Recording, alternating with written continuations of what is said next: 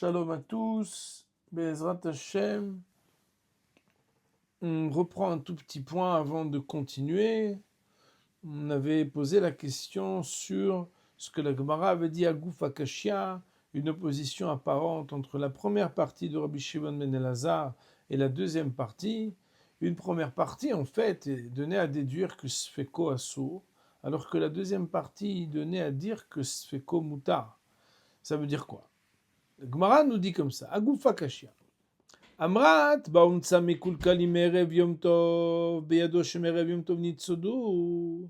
Si on regarde, si tu as dit, deux points ouvrés les guillemets, que s'il était venu et qu'il avait constaté que les pièges avaient été déplacés la veille de Yom Tov, alors c'est certain que c'est la veille de Yom Tov que les animaux avaient été capturés.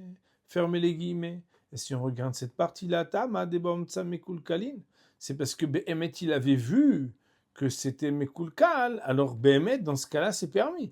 Asfeka, mais ça voudrait dire que si par contre il n'en avait pas la certitude, mais l'éventualité, ça fait que Mouchan Assour. Ah, mais si on dit ça, voilà que dans la suite de la Braïta, Ema Seifa, je dirais la fin, c'est-à-dire la deuxième partie de la Braïta, dont on ouvre maintenant les guillemets et on dit Baum Tsan Mekulkalim Beyom Tov. Si jamais il avait vu que les pièges avaient été déplacés uniquement pendant Yom Tov, ça veut dire que c'est certain que pendant Yom Tov, ils ont été capturés et donc ça sera interdit. La raison pour laquelle ça sera interdit, c'est parce qu'il a la certitude d'avoir vu que c'était pendant Yom Tov que les pièges ont été déplacés. Comme disait Rashi, il avait vu avant la fête et ensuite il a vu pendant la fête. Avant la fête, rien n'avait été déplacé, pendant la fête, ça avait été déplacé. Asfeka. Mais de là, tu déduirais que par contre, si c'est pas certain que c'était pendant la fête, mais qu'il y avait juste une éventualité, mais Erev Yom Tov Nitsodu, au Mutarim, dans ce cas-là, peut-être qu'on aurait dit que c'est seulement quand c'est certain que c'est assourd, mais si c'est ça, fait que c'est Mutar. Donc d'après le début de la Braïta, on dit ça fait que Mouchan assourd, alors qu'on aurait pu déduire que d'après la fin de la Braïta, ça fait que Mouchan, c'est Mutar. Et de là, la Gemara nous dit donc, Agoufa Kashia, réponse de la Gemara, Achikam. Voilà comment il faut dire une version 2.0 de cette Braïta pour ne pas avoir cette contradiction apparente. Baumtsan Mekulkalim Erev Yom Tov, s'il était venu, avait constaté que les pièges avaient été déplacés et abîmés la veille de Yom, depuis la veille de Yom Tov, Beyadoua Shemerev Yom Tov Nitsodu, ou Mutarin, alors c'est certain et su que c'est depuis la veille de Yom Tov qu'ils ont été capturés les animaux, Mutarin, et on a le droit de pouvoir les utiliser et les manger pendant Yom Tov. Ah, Sfeka. Voilà que par contre, si c'était dans un cas de doute où c'est pas sûr mais c'est possible, il serait rendu comme si ils avaient été capturés certainement pendant Yom Tov et ça serait interdit, autrement dit, Safek Mouchan Assour. Rav Yehuda Amar Shmuel, et comme la Gemara avait commencé plus haut à chercher un autre endroit où Behemet, la parole de Rav Yehuda Amar Shmuel de dire que là, la Chakam Rabbi Shimon ben Elazar avait été dit, c'est cette autre occurrence à propos de la Braïta de Rabbi Shimon ben Elazar. À présent, commençons la nouvelle partie de la Gemara que nous n'avons pas encore vue. Je vous rappelle que dans la Mishnah Rabban Gamliel, il y avait une histoire qui avait été rapportée concernant un goy qui une fois avait amené des dagim à Rabban Gamliel. Et il avait dit que Mutarim. La Gemara nous dit Ve'amar Mutarim en. Si vous voulez, on peut reprendre dans les mots. La Mishnah avait dit que Maïse benochi echad shevi dagim le Rabban Gamliel. Ve'amar Mutarim en. Et là, shen rotzini le kabel emeno. Il avait dit c'est permis, ils sont permis, mais je ne veux pas recevoir de lui. La Gemara d'amener ici des opinions pour savoir Mutarim. Mutarim, c'est un terme très large. Mutarim, ça veut dire quoi? Et là-dessus, nous avons une marloquette entre Rav et Leivi. La Gemara nous dit Mutarim le maï, permis à quoi? Rav Amar Mutarim le kabel. Rav de dire Mutarim le kabel, ça veut dire c'est permis de les réceptionner. Rashi Akadosh, juste en face, nous dit c'est quoi les kabel? Les kabel réceptionnés, ça veut dire bitiltul. On a le droit de les déplacer. Autrement dit, des kuleaï lo achmour besafek mukhan elitaser betiltul, aval beachila lo sharinu Rabban Gamliel. Rabban Gamliel nous dit, manger, on n'a pas le droit de les manger, mais déplacer, on a le droit de les déplacer. Ça veut dire qu'il n'y a pas la loi de Mouktsé, parce qu'on n'est pas tellement mahmir quand il y a quelque chose qui est safek. On ne sait pas bémet quand est-ce qu'il les a pêchés. Lévi Amar, mais Lévi, quant à lui, de dire Mutarim Ba'achila, ce qui est permis, c'est pas seulement de les déplacer, mais aussi de les manger. Autrement dit, ils discutent Lévi et Rav, à savoir qu'est-ce qu'il a dit Rabban Gamliel. Est-ce que Rabban Gamliel, il a dit que c'est uniquement permis de les réceptionner, mais pas de les manger, c'est l'opinion de Rav. Et Lévi de dire non, Rabban Gamliel, quand il a dit ils sont permis même de les consommer. La camarade de nous dire Amar Rav, Rav de prendre la parole et de dire Leolam alimna adamatsomi betamidrash apidusha achat. C'est un principe. Quand on dit l'olam avant une phrase, ça veut dire c'est un principe à appliquer. Un homme ne devra pas s'empêcher ou manquer d'être au Beth Midrash même un seul instant. Rabotai, ça vous concerne aussi. Il ne faut pas être en retard, il ne faut pas être absent. Pourquoi? De Anav Levi Avinan Kameh de Rabbi. Car moi, Rav et Lévi, nous nous trouvions Avinan Kameh devant Rabbi. Avinan Kameh de Rabbi, ça veut dire Aïnou lefne Rabbi. Qui amra la eshmata beurta amar mutarim be'achila. Lorsqu'il a parlé de ce sujet-là durant la nuit, urta ça veut dire la nuit, il a dit qu'on a le droit même de les manger. Betsafra, mais quand il en a parlé le matin, amar mutarim le kabel, il est revenu sur ce qu'il avait dit, il a dit que c'est permis uniquement de les réceptionner et de les déplacer parce que ça fait que mouchan, il n'y a pas de humra de mouktsé, mais par contre, il y aura un interdit de manger. Ana de Havaï Bemidrasha, moi qui étais présent au Beth Midrash, sous-entendu, et la nuit et le lendemain matin, Adribi, j'ai pu revenir sur moi-même. Adri, Hazar, la Hazor, j'ai pu revenir sur ce que j'avais appris. Lévi de Loave Bemidrasha Loadarbe. Mais Lévi qui n'était pas présent au Beth Midrash au deuxième shiur, il s'est arrêté à la version 1.0 de ce que Behemet Rabban Gamliel avait dit, et à cause de ça, il n'a pas pu savoir revenir sur ce qu'il avait dit. La Gemara à présent qu'elle a dit les opinions de Rav et de Lévi, à savoir est-ce que Rabban Gamliel lui permet uniquement de réceptionner, ça c'est l'opinion de Rav, et l'opinion de Lévi que c'est même permis de manger, mais Itiv et la Gemara objecte en amenant une braïta. Et cette braïta nous dit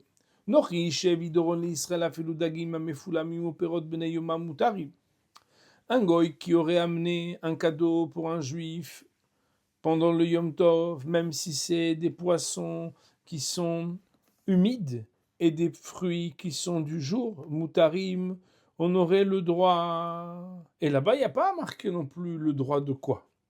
La Gemara de déduire, Bishlama le mandama mutarim le kabel shapir. Ça va bien d'après celui qui dit qu'on a le droit de les réceptionner uniquement, ça veut dire Rav. Shapir, ça veut dire it's well, ça va, ça fonctionne. Et là, les manda amar mutarim ba'achila, seulement celui qui dit que c'est permis même de les manger, là-bas on parle de deux choses, des poissons qui ont été pêchés et qui sont des poissons frais, et des fruits qui ont été cueillis. La Gemara elle dit, perod beneyoiban misharu ba'achila. Est-ce que des fruits du jour, il y a quelqu'un qui permet de les manger alors qu'ils ont été cueillis pendant le Yom Tov et qu'on n'a pas le droit de cuire le Yom Tov? C'est sûr que c'est quelque chose qui est interdit, parce que c'est quelque chose qui n'était pas encore apte à être consommé à l'entrée du Yom Tov. Et la Gemara a d'ici de vouloir démontrer qu'on aurait le droit uniquement de réceptionner et pas de manger. Et par ricochet, si on le dit dans cette braïta, ça voudrait dire aussi qu'on devrait le dire dans la manière avec laquelle on comprend notre Mishnah. Et ce serait une question sur Lévi qui dit qu'on a le droit de manger. La Gemara dit, oh, attends.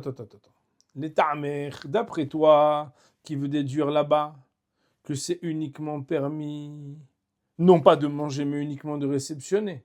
Pourquoi? Parce que les fruits, on ne peut pas, s'ils n'étaient pas encore cuits à l'entrée du Yom Tov, les manger. La Gemara, elle dit, mais les ta'mer, d'après ta raison. Perot bnei yoman misharu betiltul. Des fruits qui sont du jour, est-ce qu'on a le droit même de les déplacer? Autrement dit, de la même manière que tu dis que ce n'est pas envisageable même de les manger, parce qu'ils étaient mouktsés, c'est une sorte de nolade, c'était impossible d'avoir accès à ces aliments. De la même manière, tu ne peux pas non plus les déplacer, puisque comme ils étaient mehoubarim, ils étaient encore attachés au sol ou à leur arbre ou à leur sol à l'entrée de Yom Tov, c'est même pas possible de les déplacer. Or, tu vois bien que d'une manière ou d'une autre, la braïta, soit elle permet de les manger, soit elle permet de les déplacer. Mais d'après toi, ta question pourrait ni les manger, c'est vrai, mais néanmoins non plus pas de pouvoir même les déplacer.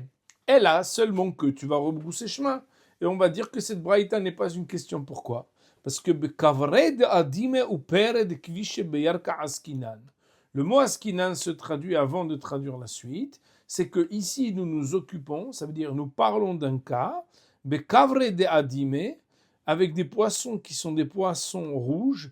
Et Rachid nous dit que c'est des poissons qui restent humides et frais plus longtemps que les autres. Ou pere de kvishe beyarka, et ce sont des fruits qui ont été conservés tout de suite dans une espèce d'étoffe de légumes qui permet en fait de garder la fraîcheur au-delà du temps. Autrement dit, Moraï Veraboutais, ça veut dire que et les poissons dont on parle et les fruits dont on parle ont l'apparence, mais il ne faut pas se fier aux apparences d'être du jour. La Gemara dit Amai Kareulu Bnei Yoman, et dans ce cas-là, pourquoi alors est-ce qu'on les appelle les fruits du jour, les poissons du jour? Shem Kain Bnei Yoman. Parce qu'ils sont Behemet ceux qui ont l'apparence. Ke'en, ça veut dire ils ont la même apparence que ceux qui sont les poissons et les fruits du jour. Et bien, que Rashi Akadosh il va expliquer, et c'est quoi le hiddouche?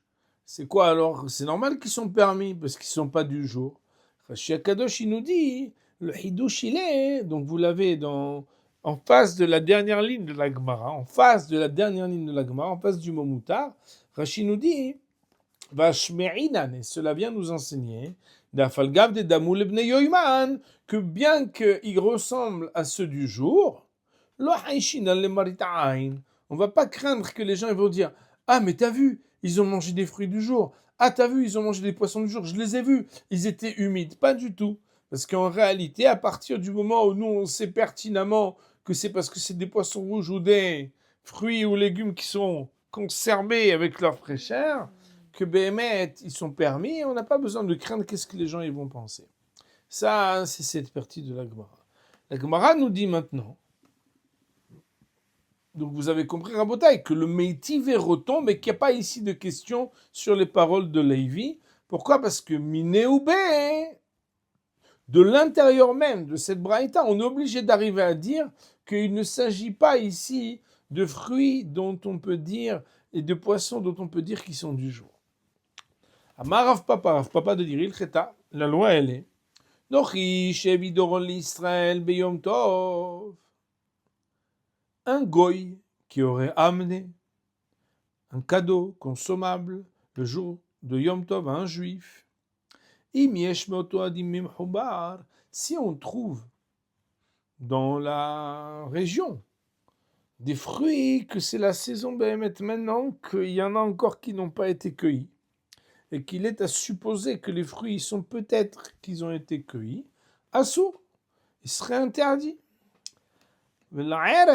Et même quand la nuit tombe et qu'on est Motsaï Yom Tov, alors là, a priori, c'est plus Yom Tov. Non. Nami aussi Asurim, il serait interdit, le temps nécessaire pour arriver à obtenir après le Yom Tov, ce qui devait par exemple prendre une demi-heure pour les cueillir, alors il faudra attendre une demi-heure. Ce qui devait attendre une heure pour pouvoir les obtenir, il faudra attendre la sortie du Yom Tov plus une heure. Et si par contre il n'y a pas dans l'entourage des fruits de ce type qui sont encore attachés au sol ou à leurs arbres, alors ça, donc le problème il est quoi? Le problème, il n'est pas un problème de manger quelque chose qui est mehoubar. Alors ça dépend. Si on est dans le périmètre des 2000 amas, qui sont la délimitation de ce qui peut être mobile et rapporté pendant le Shabbat et le Yom Tov, alors moutar, c'est quelque chose qui serait permis. Mais si par contre, nous sommes partis à Daf, Kaf et Amoud Aleph, si c'est à l'extérieur du Dhum, alors là, ce sera interdit. Alors, Autre halakha aussi, c'est que Abba Bishvil Israël Zé Mutar l'Israël Laher. Et si quelqu'un il était venu pour donner à Ruben quelque chose, alors Ruben n'a pas le droit de le consommer pendant Yom Tov, mais par contre, Shimon, il aurait eu le droit de le consommer. Autrement dit, même si on dit que dans le Tchoum c'est permis et à l'extérieur du Tchoum c'est interdit, à l'extérieur du Tchoum c'est interdit que pour celui pour qui ça a été apporté. Mais pour celui pour qui ça n'a pas été apporté parce que ça a été apporté pour son ami, ça sera permis pour lui de le consommer. Alors la Gemara maintenant ouvre sur un nouveau sujet et je vous demande de bien vous concentrer puisque cette parole de Gemara, elle va nous demander de garder le fil pour ne pas nous embrouiller des intervenants. Je vous recommande d'ailleurs de souligner les auteurs des Memrot, comme moi j'ai l'habitude de le faire. En général, je souligne de 2 traits les noms et d'un trait les phrases importantes. La Gemara nous dit Amar Rabba Baravuna, Amar Rav. Rabba Baravuna a dit au nom de Rav Asocher Amatamai Me'erev Yom Tov. À l'époque, il y avait des bassins dans lesquels ils essayaient comme ça de pêcher. Ils pouvaient tantôt les ouvrir pour laisser les poissons rentrer et tantôt les fermer. C'était des petits bassins comme ça, des petites piscines. Et nos Hakramim nous expliquaient que c'est des piscines tellement petites que ça ressemble à Bevar Katan qu'on avait vu le DAF précédent. À savoir qu'à partir du moment où c'est dedans, ça s'appelle que c'est déjà Nitzodim Ve'omdim. La Gemara nous dit que celui qui fermait le bassin d'accès avant le Yom Tov. Autrement dit, ce qui est dedans est déjà chassé, ce qui n'est pas dedans n'est pas possible même que ça arrive pendant Yom Tov. Donc tout est déjà cuit et fait, enfin cuit, tout est déjà donné à l'entrée de Yom Tov. La Gemara nous dit, le lendemain, Ishkim, il se lève tôt, Matzabadagim. Et il trouve là-bas des poissons. Puisqu'il avait fermé à l'entrée de Yom Tov, les poissons qui sont dedans, c'est sûr qu'ils sont dedans depuis la veille de Yom Tov. Alors, Moutarim. La Gemara nous dit Amar Rav Hizda. Rav Hizda de dire Midivre Rabbein ou Nilmad. Des paroles de notre maître, on va apprendre que quoi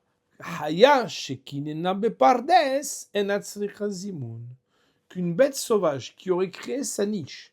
Kinena, c'est comme si on parlait d'un oiseau qui a son ken, qui a son nid, mais on parle ici d'une bête sauvage qui a créé un peu une sorte de niche, un endroit où elle allait rester avec ses bébés. Ça veut dire une sorte d'installation où on voit qu'elle va avoir ses bébés là-bas, et elle va mettre bas là-bas, et que les bébés, on sait qu'ils ne vont pas pouvoir s'enfuir comme ils voudraient parce qu'ils sont encore tout petits. Il n'y a pas de nécessité préalable avant Yom Tov de réserver, parce qu'à partir du moment où cet animal il s'est déjà entreposé là-bas pour pouvoir avoir ses enfants, alors tout ce qui va naître et tout ce qui va être là-bas, il n'y a pas besoin, ça s'appellera comme si c'était déjà Mouchan. Alors la phrase, il faut bien la reprendre maintenant. La Gemara nous dit que Rav Hizda il a dit Midivrer Rabbeinu Nilmad que si la bête sauvage, elle s'est organisée là-bas, un endroit, elle va avoir ses bébés, et que c'est dans un verger, alors il n'y a pas besoin de faire ce qu'on avait vu dans le premier pérec, par exemple, de réserver les oiseaux, de monter, de dire de celui-ci, de celui-là. Il n'y a pas besoin parce que ça s'appelle que c'est Mouchan. La Gemara nous dit Amar Rav Nachman. C'est là qu'il faut garder toute l'attention pour ne pas s'embrouiller. Amar Rav Nachman de dire Nafal Havrin Beravrevata. Il est tombé, notre ami, dans une mahloket de Rav Revata. Rav Revata, ça veut dire des grands rabbanim. Autrement dit, il est tombé dans une discussion que pas tout le monde il est d'accord. Rashi Akadosh, il nous dit que quand Rav Nachman, il dit notre ami, il est tombé dans une discussion de grands rabbanim. De qui parle-t-il? Juste avant, il y avait marqué Amar Rabba Baravuna, Amar Rav. C'était Rabba Baravuna, Rabba fils de Ravuna, au nom de Rav. Et là-bas, qu'est-ce qu'il avait dit Rav Hizda? Rav Hizda, il a dit des paroles de notre maître. Notre maître, ça veut dire Rav. Alors, j'apprends qu'il n'y a pas besoin de zimoun quand une bête, elle s'est bloquée quelque part. Maintenant, Rashi Akadosh, il nous dit, mais dit vrai Rabbeinu, je ne sais pas si vous voyez ce Rashi, il est en face du premier des deux mots zimoun qui sont tous les deux en début de ligne. On est à peu près à la 12e, 15e ligne. Il est marqué là-bas, mais dit vrai Rabbeinu, que quand Be'emet, Rav Hizda, il avait dit Midre Rabbeinu, de qui parle-t-il? Il parle de Rav, point virgule. Et pourquoi parle-t-il de Rav Hizda? Des Shloshtan, car tous les trois que nous allons citer maintenant, à savoir Ravuna, Rav Hizda, Rav Nachman, Ravuna, Rav Hizda et Rav Nachman, des Karen et Rav Hizda Havrin, qui appellent leur ami Havrin, notre ami, Havrin, notre ami, Talmidim shel Rav Avu, tous les trois, Ravuna, Rav Hizda et Rav Nachman, c'était les Talmidim de Rav. Et quand ils ont dit, il est tombé notre ami qui Rav Hizda et Rav Revata, Rashi nous dit, Nichnas Rosho, les Mahlokot Gedolot. Il s'est placé dans une discussion qui concerne les grands.